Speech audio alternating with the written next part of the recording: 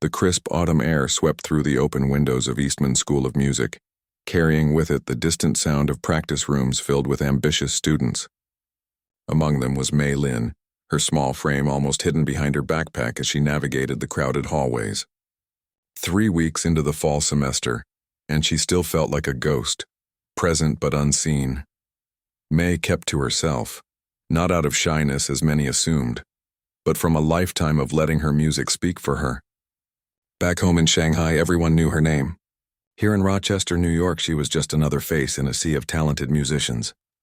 "Watch where you're going," snapped a tall boy as Mei accidentally bumped into him.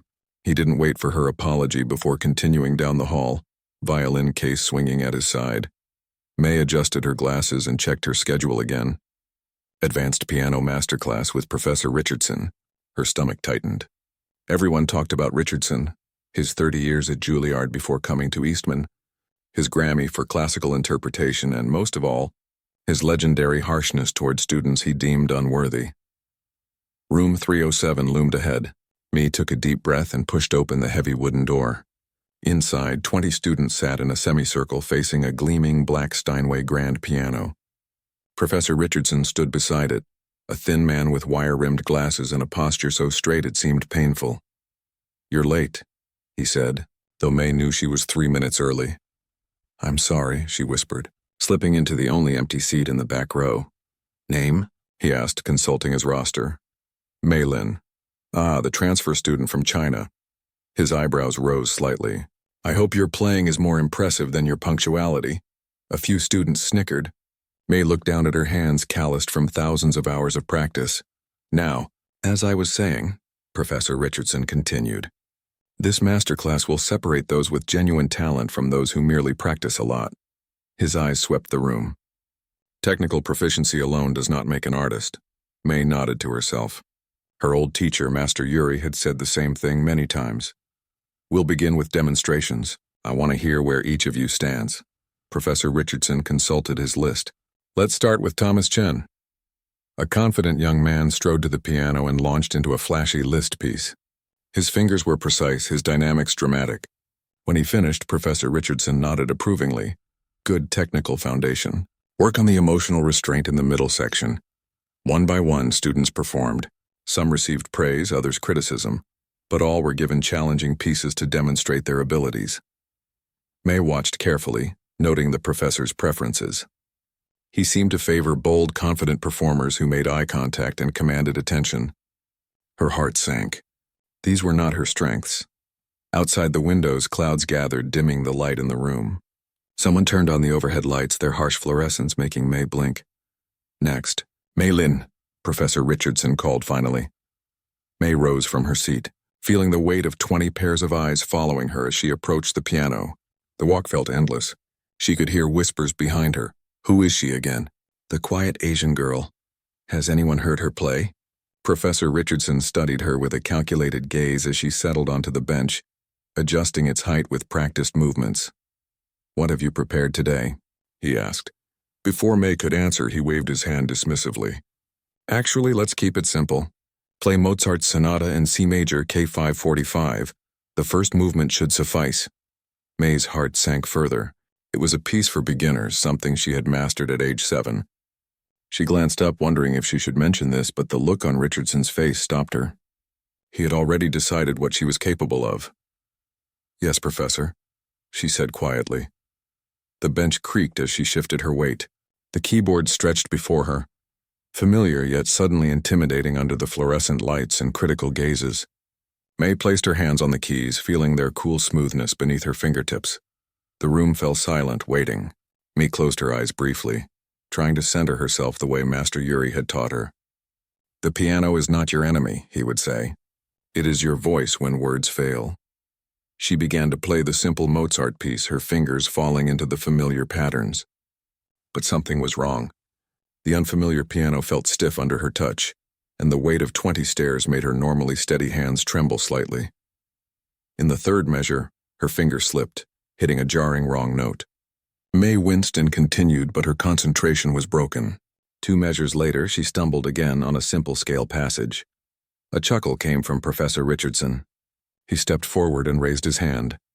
That's enough, he said, not bothering to hide the amusement in his voice. May stopped playing, her cheeks burning with shame. She had never played so poorly, not even as a child. Perhaps we should start with something more elementary, Professor Richardson suggested. His voice carried throughout the room, designed to be heard from the back row of a concert hall. Several students snickered. May stared at the keys, unable to look up. This wasn't how it was supposed to go.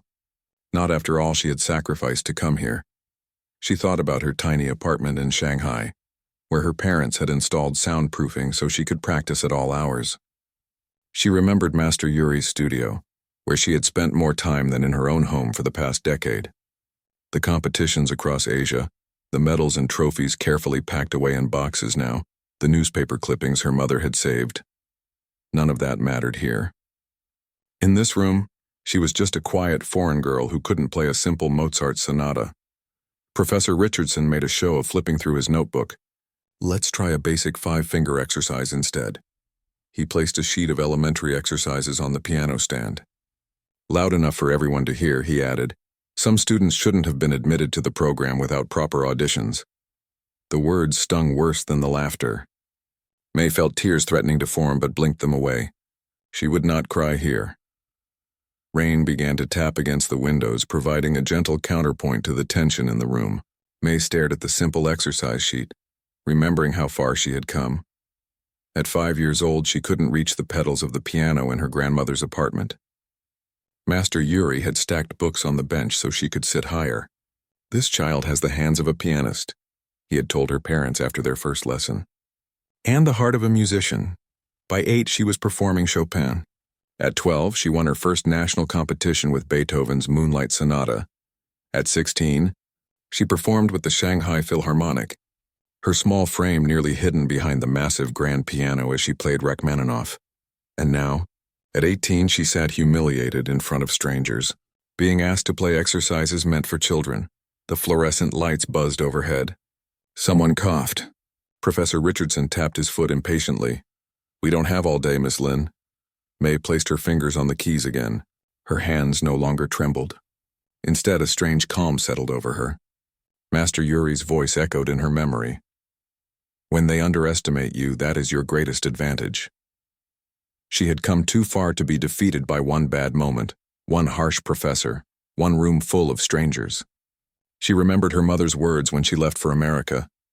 Show them who you are, not who they think you are.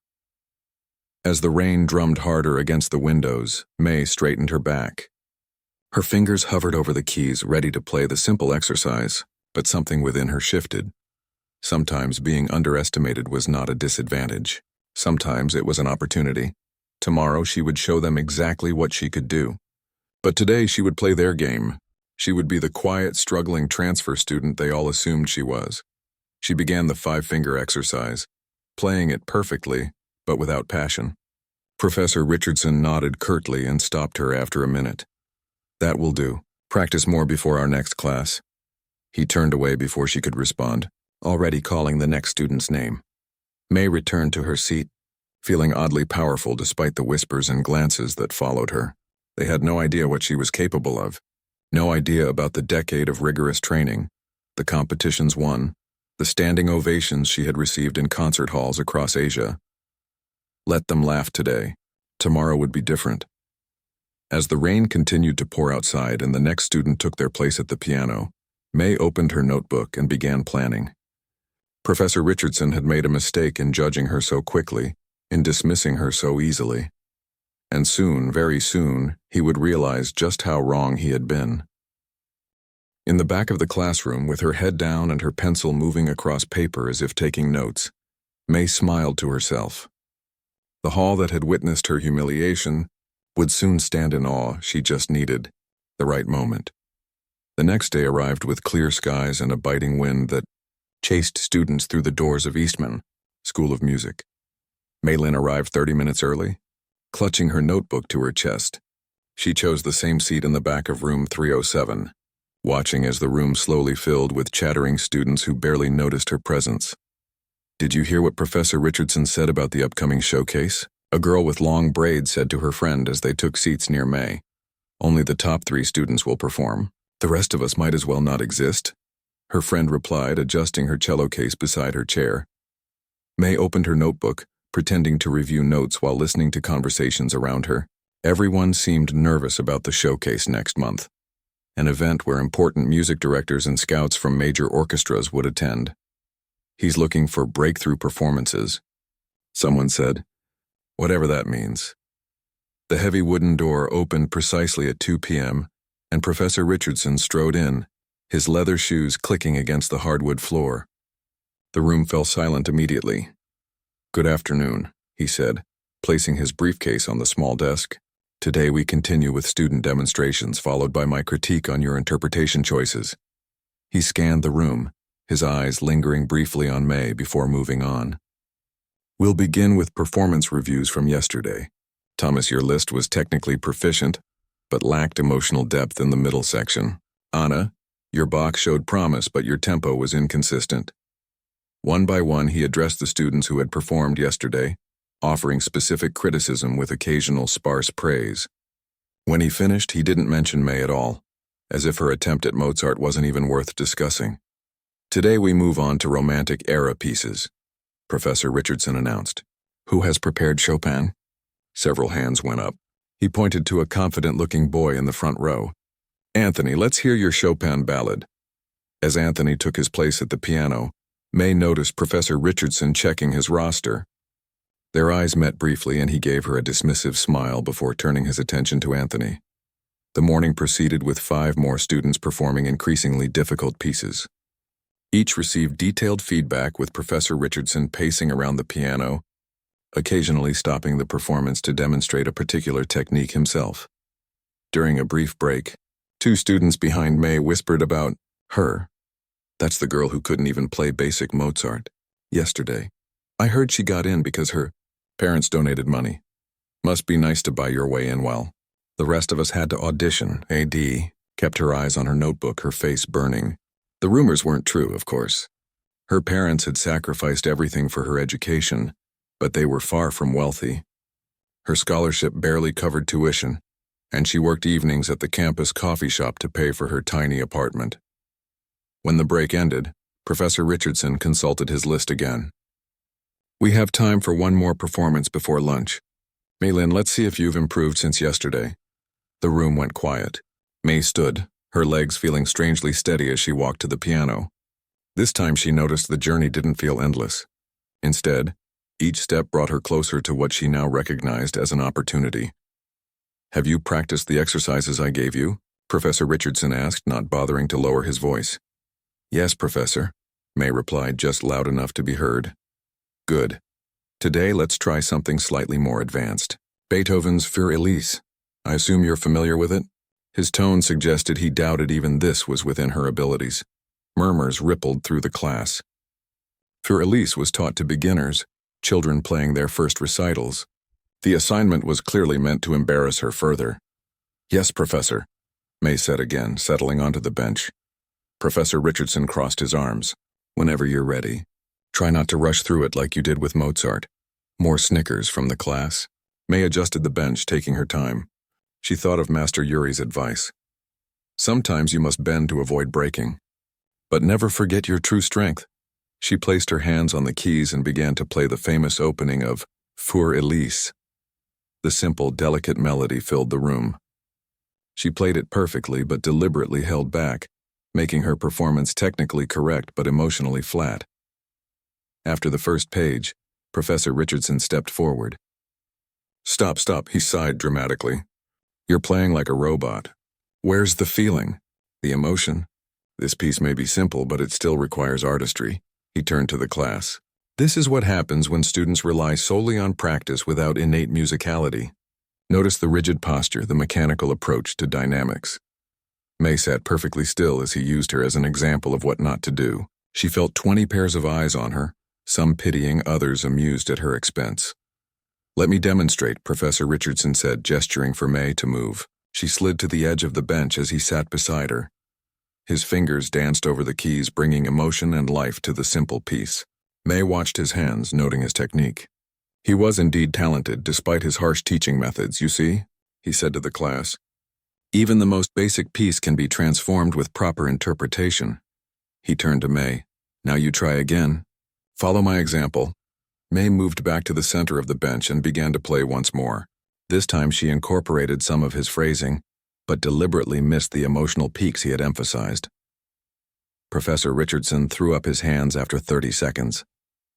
Enough, I can't bear to listen to more of this butchery. The class laughed openly now. Someone in the back whispered loudly, "How did she even get accepted here?" Professor Richardson stood looking down at May with undisguised disappointment. "Miss Lynn, I must be frank with you.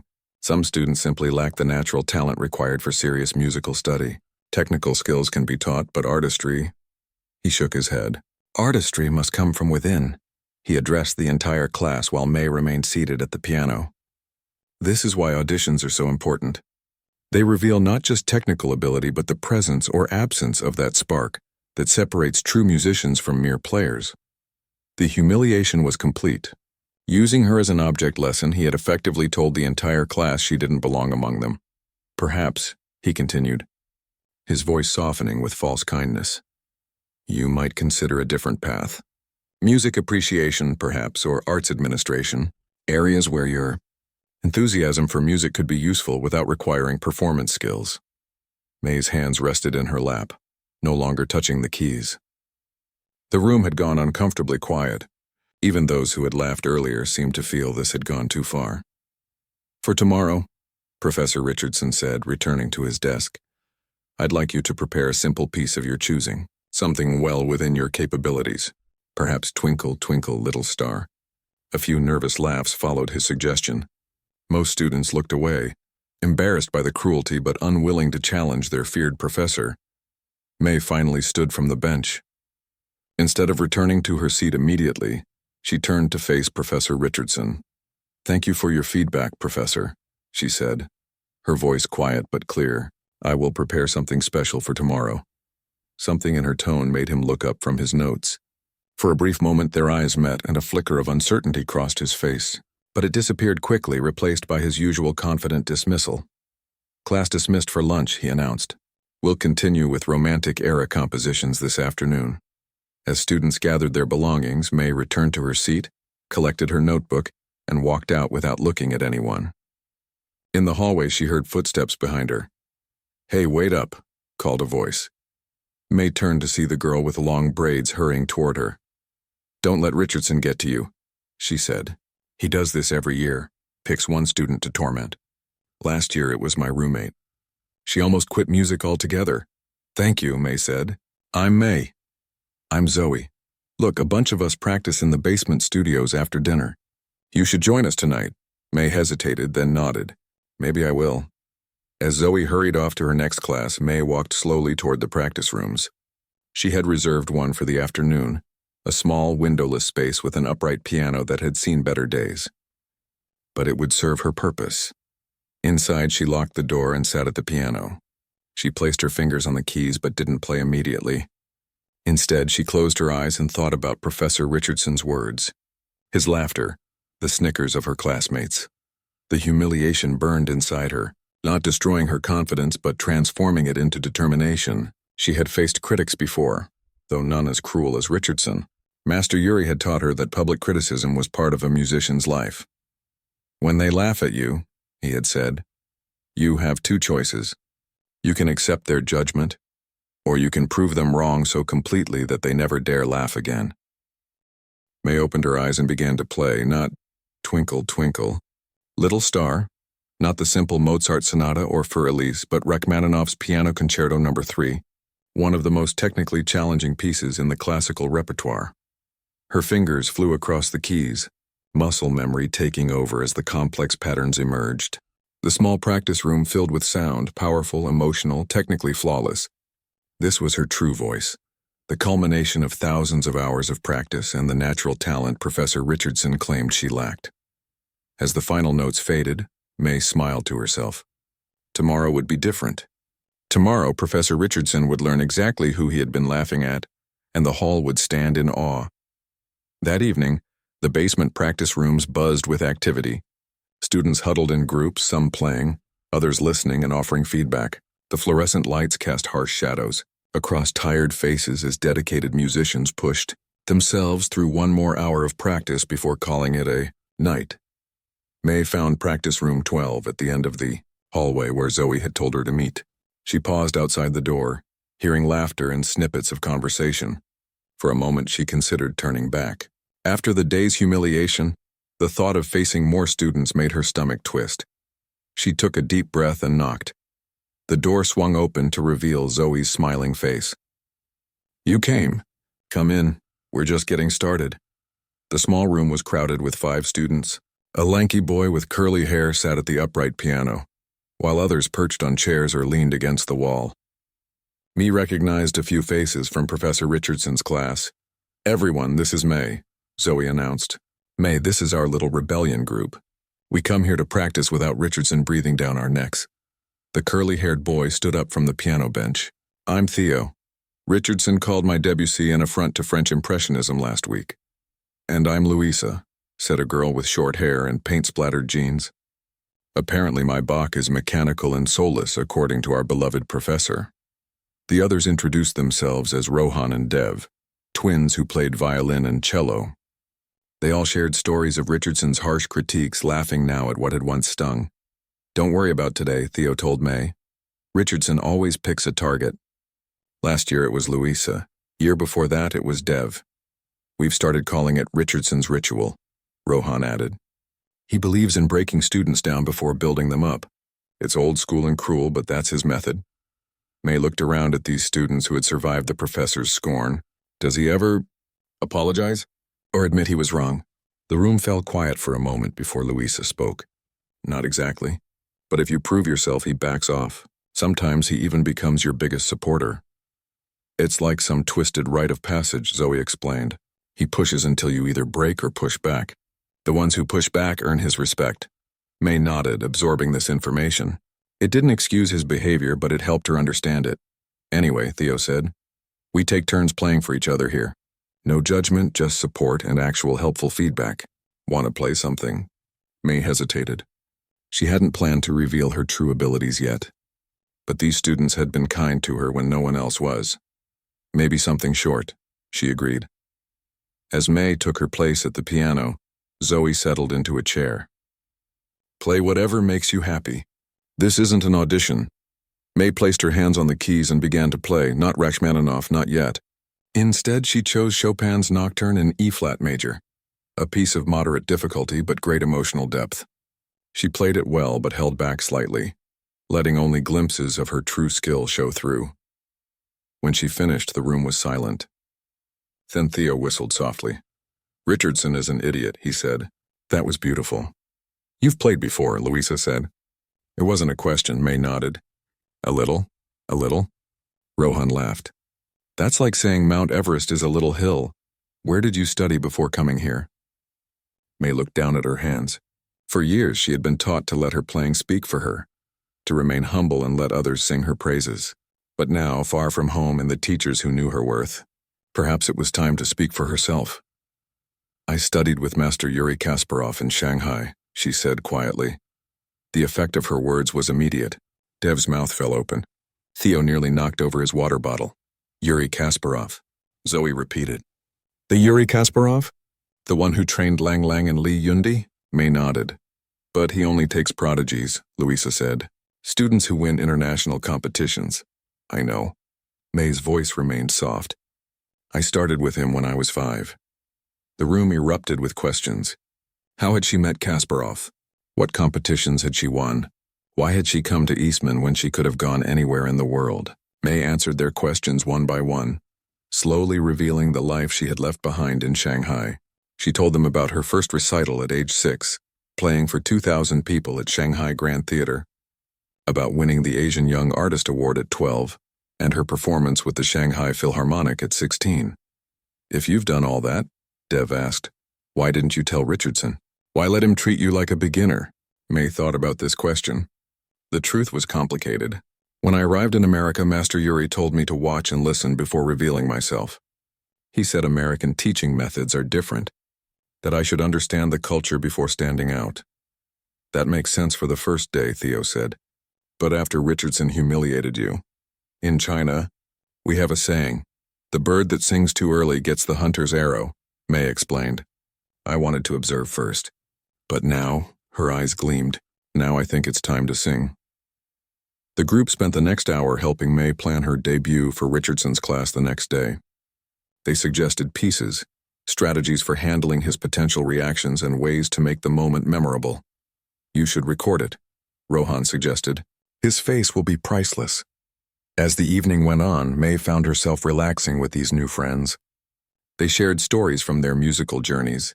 Zoe's grandfather teaching her folk songs on an old upright piano in Louisiana.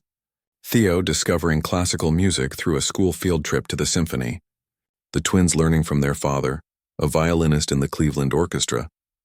In turn, May shared more about her life in Shanghai. She told them about her tiny apartment where the neighbors complained about her practicing, until her parents installed soundproofing, about Master Yuri's studio with its view of the Huangpu River, where she spent more hours than in her own home. "Why did you leave all that behind to come here?" Louisa asked eventually. May was quiet for a moment. "Master Yuri said I had learned all he could teach me about technique. But he said my playing lacked something, the kind of depth that only comes from living in different places, experiencing different cultures." "So he sent you to America?" Theo asked. "He gave me a choice," May corrected. "Stay in Shanghai and become a big fish in a familiar pond, or leap into the ocean and discover what I'm truly capable of." She smiled at the memory. He said, "Great musicians don't just play notes. They tell stories. To tell stories, you must live them first." The room fell silent as her words sank in. "That's beautiful," Zoe said finally. "And brave. Leaving everything you know can't be easy." "It hasn't been," May admitted. "There are days I miss home so much it hurts. Days when the language barriers and cultural differences make me want to book the next flight back to Shanghai." "And yet you stayed," Dev observed. "I stayed," May agreed, "because Master Yuri was right. Already I feel my playing changing, growing deeper with each new experience, even the painful ones." As the clock approached midnight, they finally packed up their things. Theo offered to walk May back to her apartment, but she declined. "I need time to think, to prepare for tomorrow." The night air was cool as May walked alone through the campus. Stars dotted the sky above the music building where tomorrow she would face Professor Richardson again. But this time would be different. Her phone buzzed with a message. It was from Master Yuri, who despite the time difference always seemed to know when she needed guidance. "How are your classes?" he asked in Mandarin. May hesitated, then replied truthfully. "Challenging in unexpected ways. The professor doesn't think much of my playing." 3 dots appeared as Yuri typed his response. "Good. Now you have something to prove. Remember what I taught you about moments of revelation?" May smiled. Of course she remembered. It had been one of his favorite lessons. "The greatest music comes from contrast," she typed back. "Like a single note of beauty after silence." "Exactly," came his reply. "Tomorrow, show them who you truly are." Back in her small apartment, May opened the window to let in the night breeze. Street lamps cast pools of light on the sidewalk below, and somewhere in the distance a saxophone played a mournful jazz tune. She sat at her digital piano with headphones plugged in, so she wouldn't disturb her neighbors. Her fingers moved through the opening of Rachmaninoff's Piano Concerto No. 3, the piece she would play tomorrow. She had performed it dozens of times, won competitions with it, received standing ovations for it. But tomorrow's performance would be different. Tomorrow she wouldn't be playing for judges or audiences who expected greatness. She would be playing for people who expected failure. There was power in that, she realized. Power in being underestimated. As midnight passed and a new day began, May finally went to bed.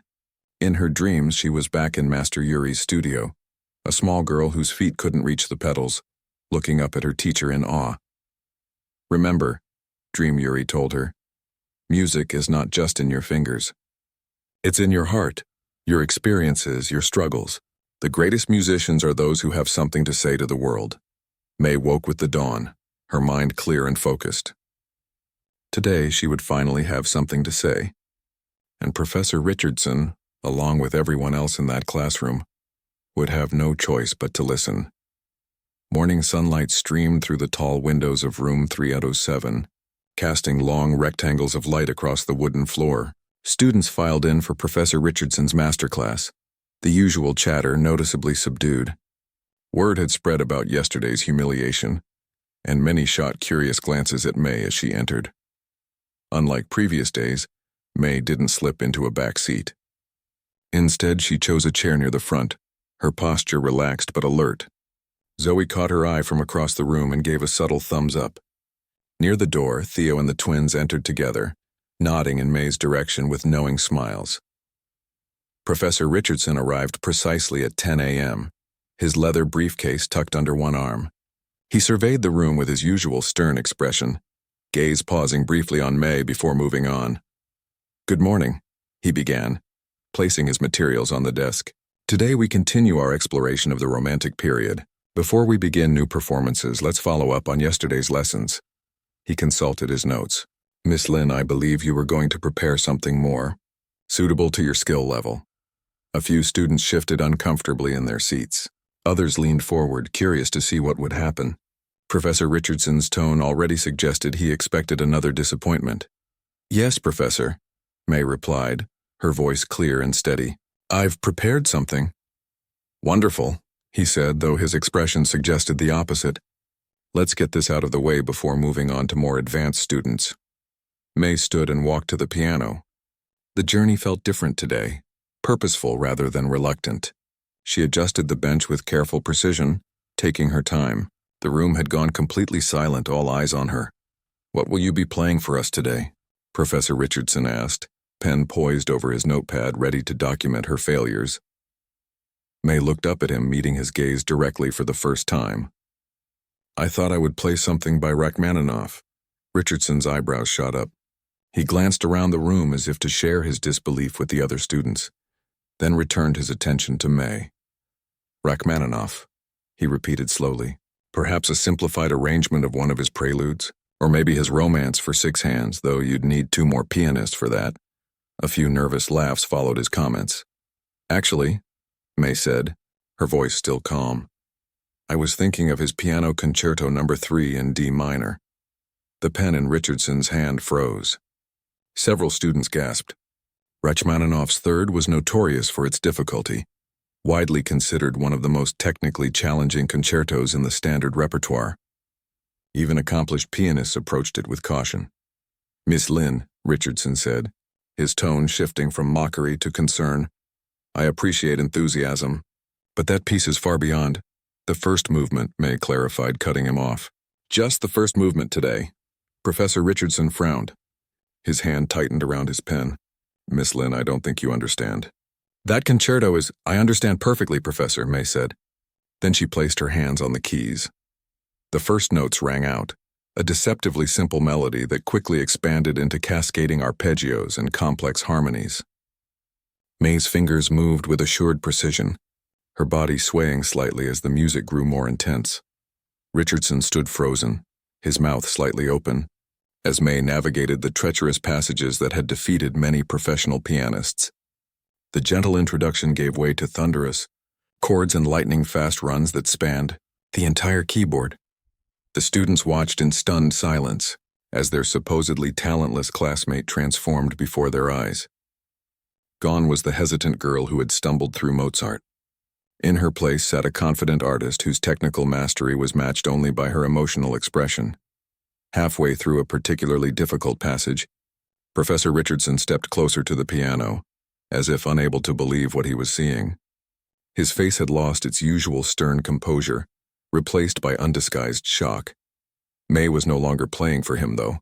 Her eyes were half closed, her mind transported to concert halls in Shanghai, to Master Yuri's studio, to all the places where her music had been celebrated rather than mocked. Her fingers seemed to fly above the keys, finding each note with perfect accuracy despite the breakneck tempo. The cadenza, a section where the piano plays alone in a virtuosic display, was where May truly unleashed her abilities. Her hands blurred across the keyboard, producing sounds that seemed impossible from just 2 hands and 1 instrument. The room filled with music that ranged from whisper-quiet passages to thunderous fortissimos that made the Steinway Grand vibrate with power. Professor Richardson had backed away from the piano, bumping into the first row of chairs. A student quickly moved to make space for him to sit down, which he did without taking his eyes off May. As she approached the movement's conclusion, May opened her eyes fully, taking in the expressions of her classmates. Some had tears streaming down their faces. Others sat with their hands covering their mouths in disbelief. Theo was grinning broadly from the back row, while Zoe nodded in proud encouragement. The final chords resonated through the room, gradually fading into a silence so complete you could hear the radiator ticking in the corner. For several seconds, no one moved or spoke. Then from the back of the room, someone began to clap. Others joined in, and suddenly the entire class was on their feet, applauding with genuine admiration. Some were cheering, others simply shaking their heads in wonder. All except Professor Richardson, who remained seated, his face unreadable as he stared at May. When the applause finally died down, May remained at the piano, her hands now resting in her lap. She looked directly at Professor Richardson, waiting. He cleared his throat once, then again. When he finally spoke, his voice had lost its usual authoritative boom. "Miss Lin," he said quietly, "where did you learn to play like that?" "In Shanghai," she replied. "With Master Yuri Kasparov." Another murmur ran through the room. Even Richardson couldn't hide his reaction to that name. "Kasparov," he repeated. "For how long?" 13 years. Since I was 5. Richardson stood slowly, straightening his jacket in what seemed like an attempt to regain composure. "And the competitions?" "Surely you've competed." "Yes," May said simply. "The Asian Young Artist Award, the Shanghai International Piano Competition, the Beijing Chopin Competition." She paused. "First place in each." Professor Richardson walked to the piano, his steps measured. For a moment he simply looked at the instrument, then at May, as if seeing both for the first time. "Why?" he finally asked. "Why did you allow me to—" He stopped, seemingly unable to finish the question. May considered her answer carefully. The truth was complex. A mixture of cultural differences, Master Yuri's advice, and her own desire to understand this new environment before revealing herself. "Sometimes," she said, "it's valuable to know how people treat you when they think you have nothing to offer." Richardson flinched slightly at her words. Their eyes met, and in that moment something shifted between them. Not forgiveness exactly, but understanding. He turned to face the class. "It seems," he said, his voice regaining some of its usual strength, "that we have much to learn about making assumptions." He paused. "And about the power of a single note to change everything that follows." The room remained silent, every student aware they were witnessing something significant. "Miss Lin," Richardson continued, "I would be honored if you would consider performing the entire concerto at the showcase next month. The Boston Symphony conductor will be attending, along with representatives from Juilliard and Curtis." May nodded. "I would be happy to, Professor." As she rose from the bench, students surged forward to congratulate her. Questions flew from all directions. How had she memorized such a difficult piece? How many hours did she practice daily? Would she give them tips on technique? Through it all, May noticed Professor Richardson watching from a distance, his expression thoughtful. He caught her eye once more and gave a small, respectful nod before turning to gather his materials. Theo pushed through the crowd to reach her. "That," he said, "was the most beautiful revenge I've ever witnessed." May shook her head. "It wasn't about revenge, no," Zoe asked, appearing at her side. "Then what was it about?" May thought about Master Yuri's words from all those years ago, when she first played Rachmaninoff for him. He had stopped her mid-performance and asked, "Why do you play, May? For applause? For victory over others? Or for something more?" It was about truth, May told her new friends. Sometimes the truth needs to be played fortissimo for people to hear it. As the students filed out for their next classes, buzzing with excitement about what they had witnessed, May remained behind. The Steinway stood in the sunlight, its polished surface gleaming. She ran her fingers lightly over the keys, feeling the lingering warmth from her performance. A revelation didn't need to be a weapon, she realized. Sometimes it could be a bridge, connecting who you were with who you might become, connecting one person's understanding with another's truth. Outside the practice room windows, autumn leaves danced in the breeze, catching the light like musical notes suspended in air.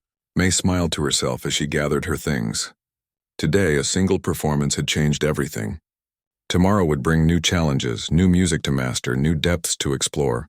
But for now, in this moment, she had finally been heard. News spread through Eastman School of Music like wildfire. By lunchtime, students who hadn't been in Richardson's class were approaching May in the cafeteria, asking if the rumors were true. Had she really played Rachmaninoff's Third? Had Professor Richardson actually apologized? Was she really trained by the legendary Yuri Kasparov? May answered their questions with the same quiet dignity she'd shown in class, neither boasting about her accomplishment nor diminishing it. She was grateful when Zoe slid into the seat beside her, creating a buffer between May and the curious crowd. "You're famous now," Zoe said, biting into an apple. "How does it feel?" May considered the question. "Strange," she admitted. "In Shanghai, people knew me from competitions.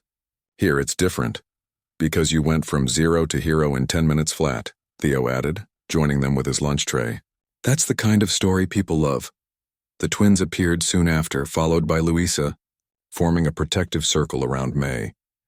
They chatted about ordinary things, upcoming assignments, weekend plans, a new coffee shop that had opened near campus, allowing May a brief return to normalcy amid her newfound celebrity. As they were finishing lunch, a first-year student approached their table with an envelope. "Professor Richardson asked me to give you this," he said, handing it to May before hurrying away. 5 pairs of eyes watched as May opened the envelope and read the note inside. "Well?"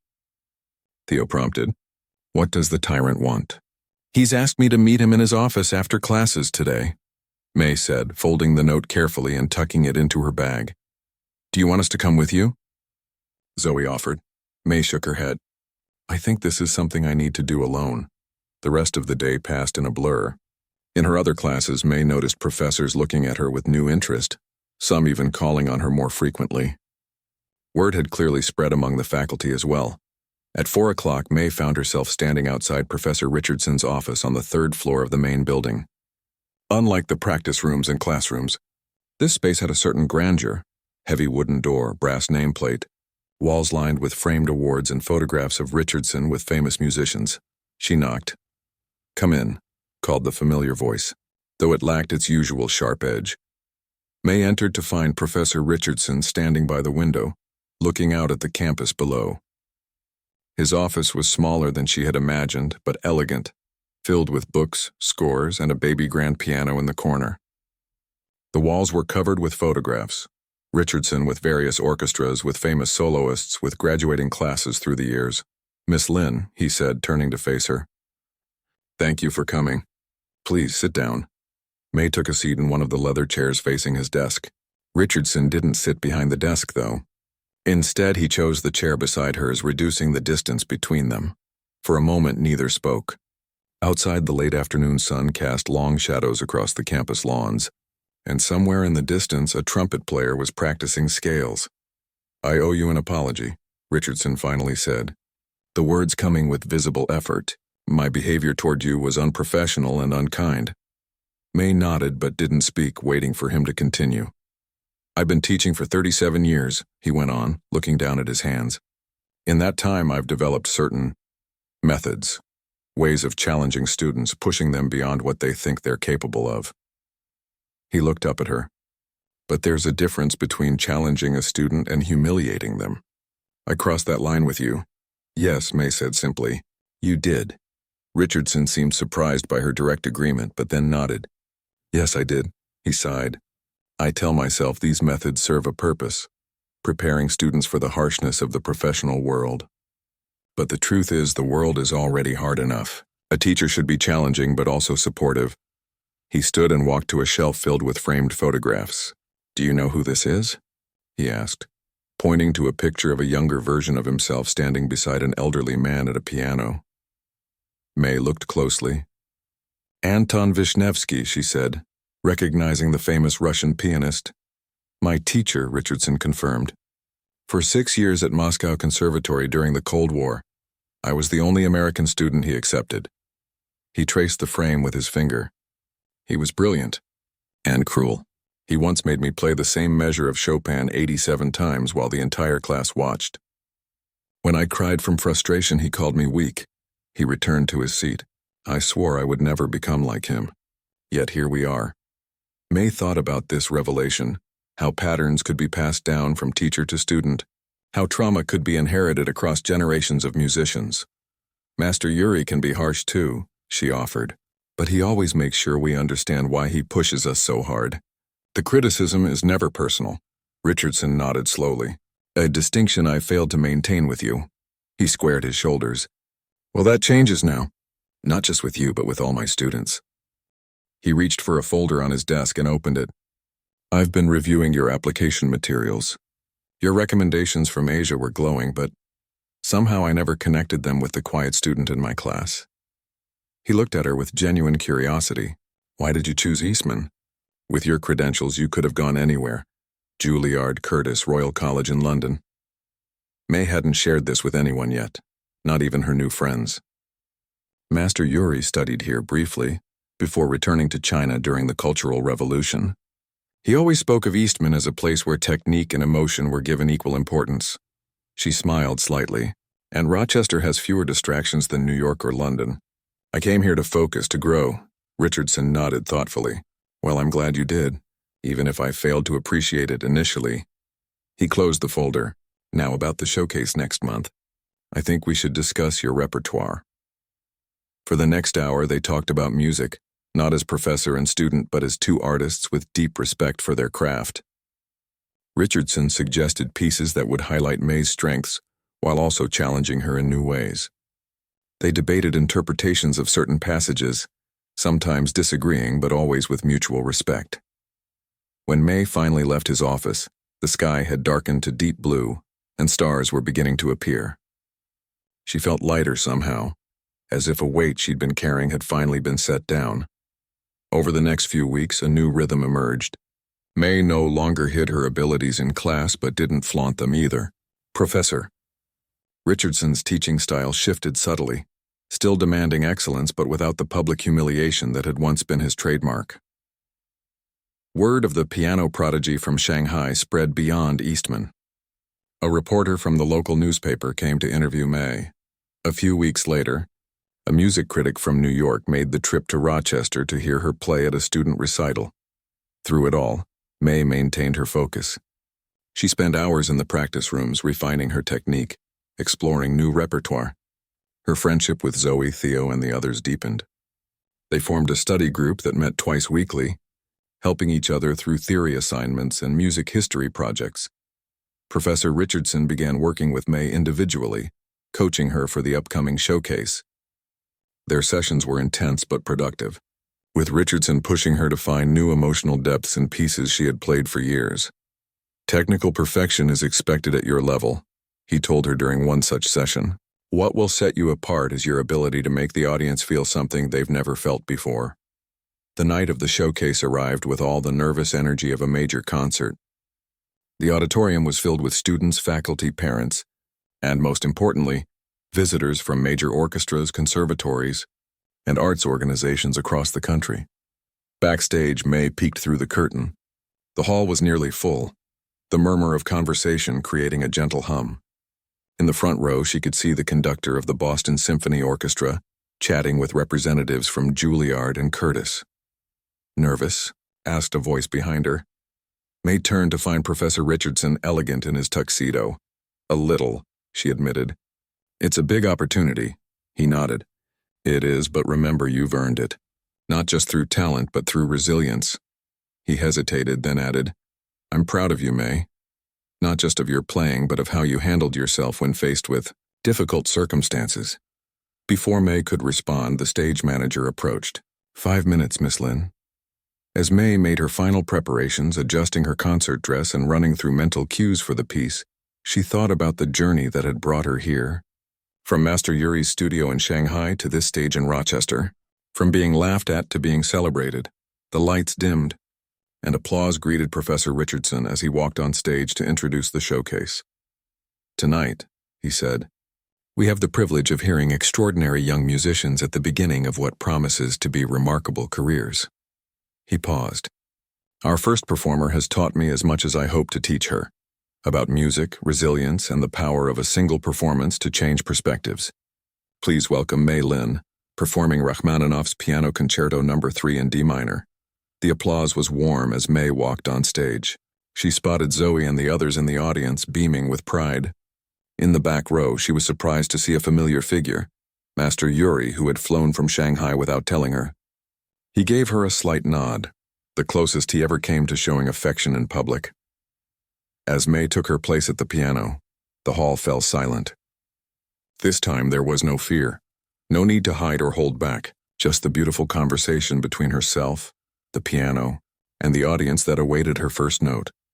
She placed her hands on the keys, took a deep breath, and began to play. The familiar melody filled the hall, drawing the audience into Rachmaninoff's world of passion and technical brilliance. May played with a freedom she had never felt before, not trying to prove herself but simply sharing the music she loved. When the final chord faded, there was a moment of perfect silence. Then from the back row, Master Yuri stood up, applauding. Like a wave, the rest of the audience rose to their feet, the applause building to a thunderous standing ovation that seemed to shake the very foundations of the hall. As May looked out at the sea of faces, some moved to tears, others calling, "Brava!" Her gaze found Professor Richardson at the side of the stage. He was applauding as enthusiastically as anyone, his earlier mockery replaced by genuine admiration. In that moment, May understood something profound about music, about life. Sometimes our greatest growth comes from our deepest challenges. Sometimes a single note, played at exactly the right moment, can change everything that follows. She bowed deeply to the audience, to her journey, to the power of music to transform lives. One performance, one note, one moment at a time,